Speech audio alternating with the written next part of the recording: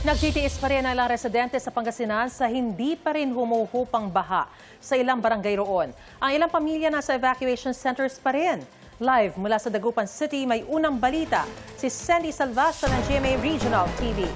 Sandy?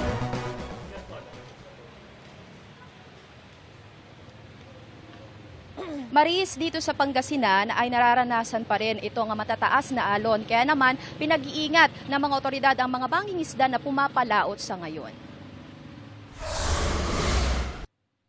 Nakamonitor ang Emergency Operations Center ng Pangasinan PDRRMO sa magiging epekto ng nararanasang masamang panahon sa lalawigan. Heightened monitoring pa rin tayo dito especially dito sa Operation Center. Continuous yung monitoring natin sa development ng mga iba't ibang weather system na makaka-apekto sa province.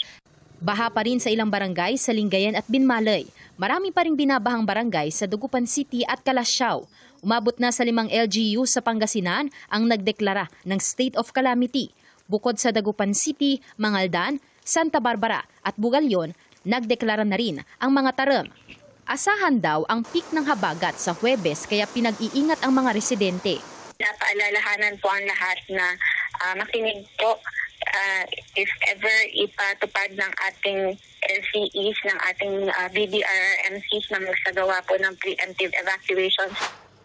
Patuloy na minomonitor ang Marusay River sa Calasiao, Pangasinan. Nasa above critical level pa rin ang ilog. 5 barangay sa Calasiao ang patuloy na nakararanas ng pagbaha, kabilang ang Talibao, Longos, Lumbang, Lasip at Mancuk. Ilang linggo na raw na binabaha ang mag-anak ni Nanay Elizabeth sa Barangay Lasip. Pababa lang ng tubig, pero pag tag-ulan na, uulan ng uulan, babalik na naman yung tubig. Humuhupa na ang baha sa 16 na iba pang barangay. Unti-unti na pong humuhupa yung tubig sa kanilang area and so far 2.4 feet po yung pinakamalalim nating naitala. Nananatili pa rin sa evacuation center ang ilang pamilya.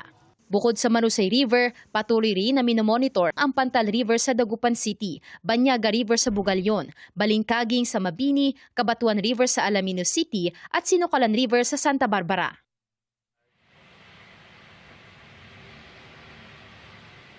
Maris, dito naman sa Dagupan City ay may panaka-naka pa rin na pag-ulan at humuhupa na rin yung tubig sa ilang mga barangay. Hindi lang yan, nararanasan naman yung gutter deep level sa ilang mga kakalsadaan dahil pa rin sa high tide. Sa latest monitoring ng Public Alert Response and Monitoring Center ay nararanasan itong mahigit 3 talampakan na peak ng high tide ngayong umaga. Patuloy ang paalala ng health authorities sa mga residente na magsuot ng proteksyon sa baha at ulan para makaiwas sa anumang sakit. Maris.